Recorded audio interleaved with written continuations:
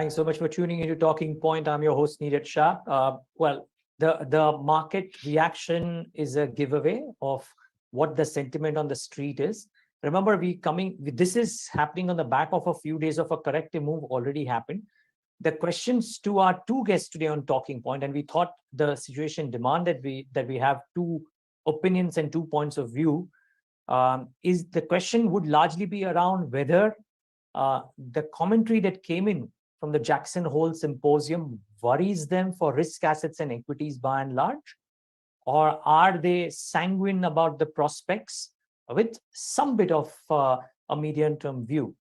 The two gentlemen join me on the show today, Trideep Bhattacharya and Harish Krishnan of Edelwiess AMC and Kotak AMC, respectively. Gentlemen, lovely having you. Thanks so much for joining in. Trideep, good morning. I'll start with you.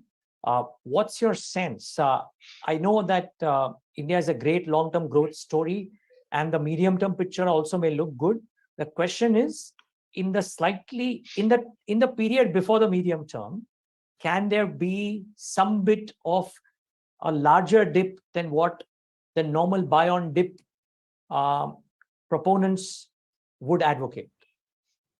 So I think, clearly those are subjective questions, but let me kind of frame my thinking just to put some guardrails around what we are talking about. At the end of the day, in the United States, there is a war going on between the Fed and the consumer. And basically, till the time the consumer relents, the Fed has said in the recent meeting that it will continue to hike its rates till the time the inflation is to a certain level. Now, that has its implications in the sense it has an implication on the interest rates, it has an implication on dollar index, and that has a bearing on emerging market flows and all the macro nice stuff that economic channels are full of. But underneath all of these is an incipient economic recovery which is happening in India, which is fairly robust. Certain aspects of that might get pushed out, given if the dollar index is kind of stronger, or if the flows are longer, or the flows take a bit longer to come. But it doesn't change the nature of the economic recovery that is quite domestic focused come through. In fact, if anything, if on the back of global growth worries, which we will probably get to in the next 3 to 6 months, some of the commodity prices actually cool down. It might actually mean positive from the near-term economic growth forecast, because all of us have generally penciled in a fairly high commodity forecast in our earnings estimates, so to speak. So, in summary, as you said, the medium term is a combination of quite a few short terms, and in the short term, clearly the rates and the flows are a negative. But the silver lining on the cloud is that on the back of this, if commodity prices cool down, then that will mean a positive fillip to the economic recovery, and certain aspects of the economy that we like to bet on continues to stay that way, irrespective of this rate decision. So, a few leading comments, whichever way you want to take it. Yeah, no, thanks, and these really help. Let me get in Harish's view out here as well. Harish, that's the key question, right? Let's assume that the economy and with maybe due reason that the economic recovery in India and the economic growth, compared to relative and in absolute terms, is not looking all that bad. Yes, a few telltale signs in the recent past and the last couple of days have been a bit worrying, but that notwithstanding, the question is, since, as Trideep said, that the medium term is full of a few short terms, is the immediate short term likely to be of some pain to the market value that is ascribed to equities by and large? Right, Niraj, I think it's a great framing of the question, with the caveat that, of course, in the near term, I think we're all blind men trying to guess which side the direction of the market is. So with that caveat out of the way, I think it's been about 9-10 months since macro has scrapped all the conversation, right? Every aspect, every decision making, every chaiwala, panwala is talking about what's going to happen as far as interest rates is concerned, when the next meeting is happening, etc. And it's generally a sense that when macro becomes mainstream, I think it starts losing less and less potency as far as its ability to move markets. So that's point number one.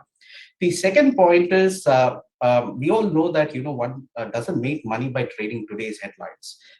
One possibly makes some amount of money if one gets both the direction and the magnitude of the headlines, which can potentially be 6-12 months down the line. And over there, our sense that we are getting is there were two broad worries that triggered this macro correction. One is, where is the cost of capital going to settle at in the longer term basis? Again, I can't stress enough, equities is a long duration play, and therefore, while the near term movements of whether it's a pivot, no pivot, 75, 50, 25, etc., may move some asset classes, as far as equity markets are concerned, they are more worried about the longer term curve of where the global cost of capital is going to settle at. And the second, and possibly the more important point, I think that one needs to bear in mind is, where does the die kind of settle down or fall down? Where do the chips fall down? Because we are going through a very, very different period of time, wherein if you look at broadly, there are three engines of growth. You've got US, you've got the Eurozone, and you've got Asia spearheaded by China. And each of them have got their own idiosyncrasies. While we speak a lot about Jackson Hole and the Fed moving markets, US is in a very good space compared to what Europe is going through, and also where China is trying to move its overall economy. And India, I am completely in consonance with what Trideep said. I think India is really standing out as one of the bright places to be in a global context. And therefore, yes, in the near term, yes, there is a repricing of risk. In some sense, maybe we moved on too soon from the lows as well in the last 45 odd days. But it is important to keep the bigger picture in context. And with that bigger picture, I would think that to me, the worries of the global cost of capital running away are now behind us. I think we have reached some kind of a ceiling of sorts now, whether it is 350 for the 10-year or maybe slightly higher. I don't think we should be in a camp that worries significantly beyond that. And secondly, I think as far as the currency markets and where India stands, I think we are in a very, very good zone. So we need to keep both of these in mind, even as the near-term risk appetite kind of, loosens itself up in the real near term. Yeah, just a follow-up, Harish, and taking a cue from what Trideep also said, that it seems to be a war between the Fed and the consumer, right? Now, the equity markets or risk assets, by and large, went up. One of the reasons, and one telling reason or a headline reason, would be believing that the Fed would ease at some point of time, if not in late 2022, then early 2023 or FY24 as the case may be, simply because of the fact that the base effect and the inflationary pressures would come down. That doesn't seem to be the case. So my question, therefore, simply is that while the long term is promising, yes, in the short term, because there had been a rally on this premise, could a large portion of that or some portion of that get unwound? We saw start of that happening in the last few days. Could it have some more legs to go, simply because the narrative is still the same, contrary to what the market believed that the narrative would change? That's right. So market participants whose expectation was a pivot clearly have got belied, and that's going to take maybe a few more months or quarters from where those expectations are. But I think there are two feedback loops that I think one needs to keep in mind. The first feedback loop is the interest cost of various sovereign paper. Right now, if you look at the global cost of capital, and I'm not necessarily referring only to the US 10-year paper. You can look at an aggregate of all advanced economies, global cost of capital. That is at somewhere around 2.75, 2.8. It's gone up significantly from the lows, but it is still, in the 2014, 2015 kind of a regime, rather than really blowing up all the way up to the top. Now, why is this important? If you look at how the governments are piled on debt, I was just looking up the statistic that of the total sovereign debt, 75% is owed by the advanced economies and 25% is by the emerging economies, right? But if I were to look at the split of the interest payment paid out by sovereigns, it's almost 50-50. What it effectively says is that there is a limit to which governments can keep piling on the debt, and therefore that brings its own pressures into what the Federal Reserve at some point of time will do it. But the second and more prescient feedback loop, I would say, is where does the currency kind of come through? We all know that Europe is going through a lot of pain, right? And it's really caught between a devil and a hard rock, so to speak, or the deep end of the sea. And they have seen their currencies depreciate by 15-20%. Is that good enough to bring their economies back? I don't think so. I think they need a lot more depreciation to get their economies back into shape. Now, at some point, this hiking that the Federal Reserve is doing on a relative basis, I think will also increase the dollar so significantly that possibly the US economies and companies will find it themselves to be on the back foot as far as competition is concerned.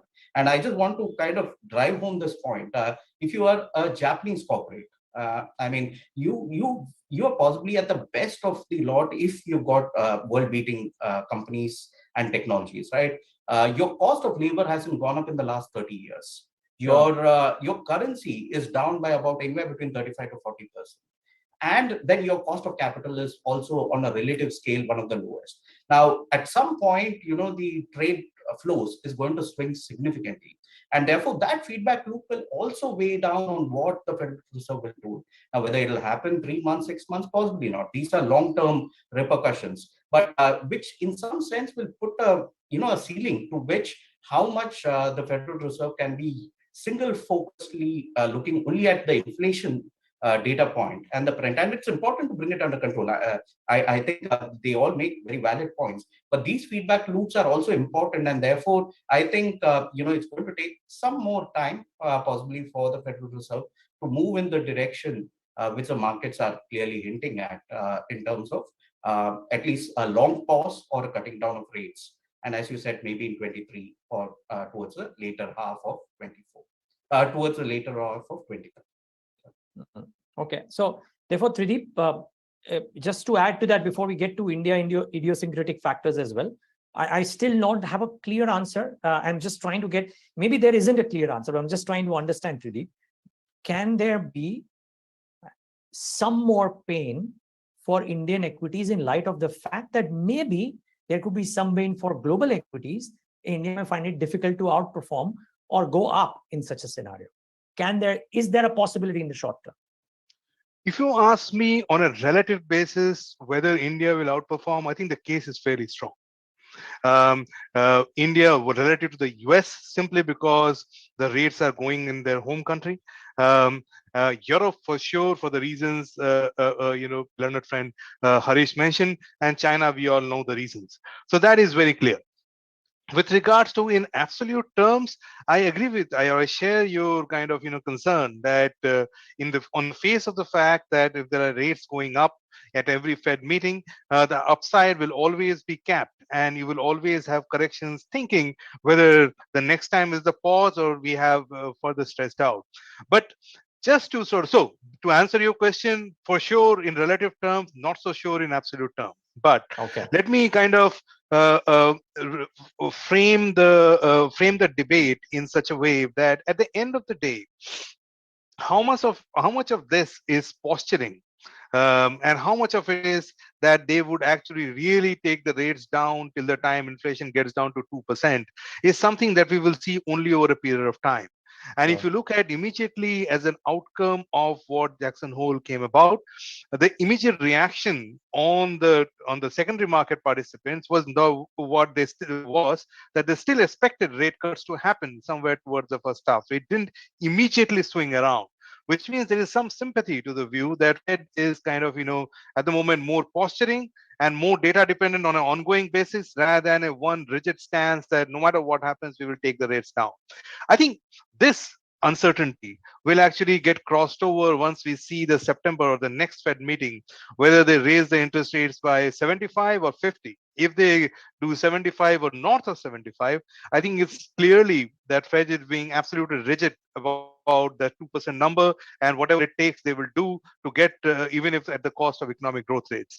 But if it is 50 or thereabouts, I think the reaction would be that it's more of posturing just to kind of not let the animal spirits from a consumer standpoint go materially higher, and to control control that. The language of Fed has been that way. That would be my read of the question that you asked earlier and even now.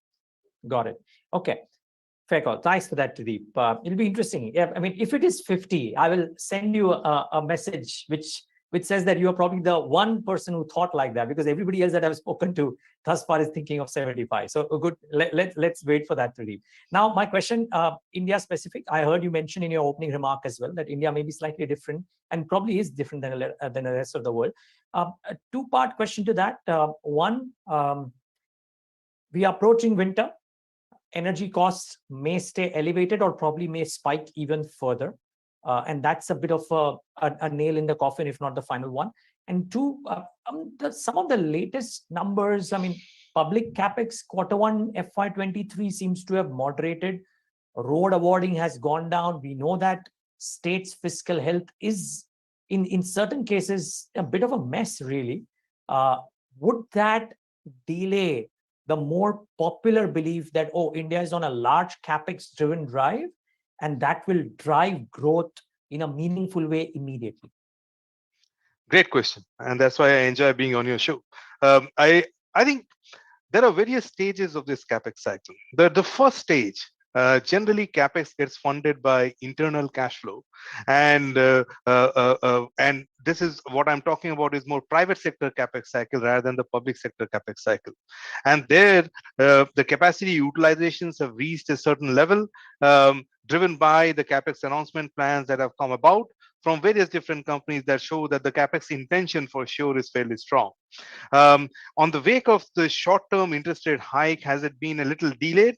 Could be. But overall, given how much deleveraging that has happened, particularly in the corporates and where capacity utilization is, I would surmise that towards the back half of the year, they would be in a situation that they would need to do some sort of capex on the ground rather than otherwise. So the first point that I'm making is the point on capex cycle in India is actually closer to private sector capex as to how they are shaping up over the next 12 to 18 months. And there, the capacity utilization where they are certainly point to be a more favorable outcome over the next 12 to 18 months, certainly in the back half of 23 is the first point that I would make.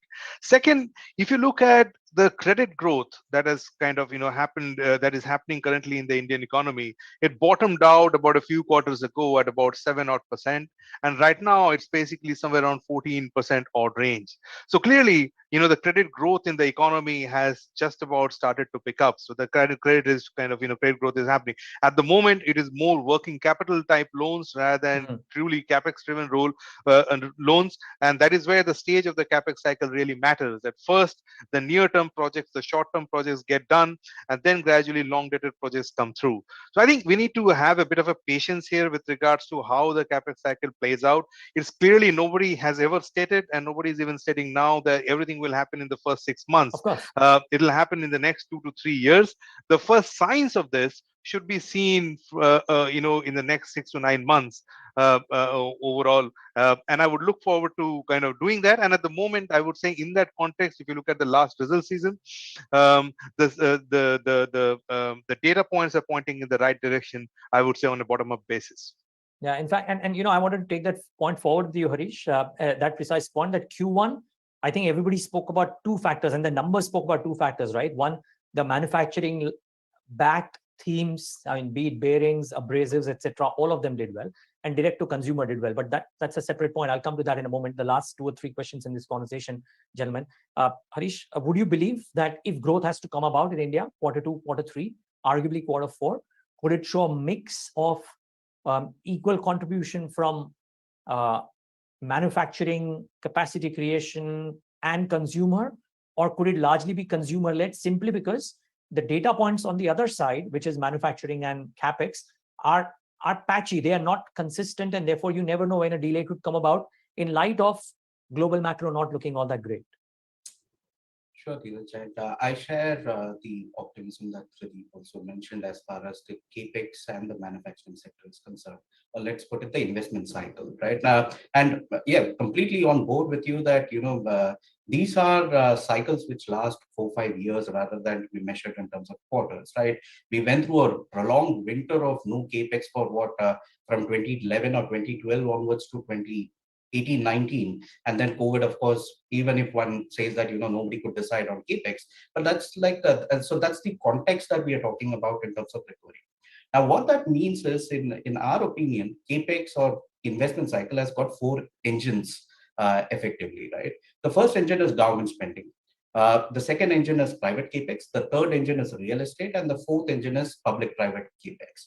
Now, within these four engines, I think government spending is already at fourth gear, and it's been so for now, I can say, the last 2-3 years. And I wouldn't, really bet saying that government capex is what is going to drive the incremental delta as far as investment cycle turning around is concerned. So from that perspective, I think they're already at full speed. What is really changing is on the private side. And apart from the points that Trideep mentioned, I think there are a few more interesting feedback loops that are coming through, which and you refer to energy cost. I mean, it's obviously a relative game, right? While clearly on an absolute basis, energy costs are going to hurt everybody, but because of our inefficiencies in the past, we possibly as an industry are blessed with cogeneration facilities compared to most other economies which are primarily running their plants on grid. And cogeneration, captive power plants, etc., is in some sense addressing an inefficiency of the state to bring in capacity. But today it's coming in as a blessing in disguise. Secondly, if you look at, say, currencies, right, we spoke about USD INR as a primary currency cross, but also urge you to look at CNY INR. Now, CNY INR, which is the Chinese yuan to the Indian rupee, used to be between 9.5 to 10 for the longest period of time from 2015 to 2019, 2020. And over the last 2 years, we are at close to about 11.5, 12, which means that we become more competitive compared to the Chinese by 15 to 20%. That's not a small number to kind of get by, right?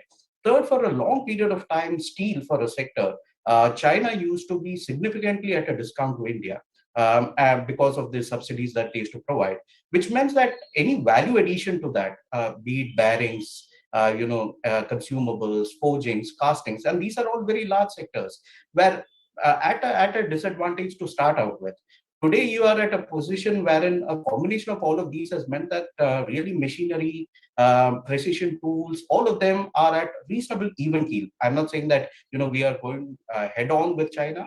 And in some cases, China is vacating a lot of these fields. So it isn't that, because they are focusing on the next leg of advanced engineering, and on that journey is where they are. But it does leave the room open for us. As far as the third engine of real estate is concerned, I think that is improving for sure. Right. Where I would be most circumspect would be as far as PPP is concerned. I'm not sure whether the animal spirits are there, wherein private sector is willing to put their balance sheets to work on very long tail projects and give them utility kind of cash flows. Right. So that is as far as the investment cycle is concerned. As far as the consumption cycle, to kind of close that thing, we are actually a bit worried on consumption compared to where possibly most of the street is, especially when it comes to rural bottom of pyramid consumption.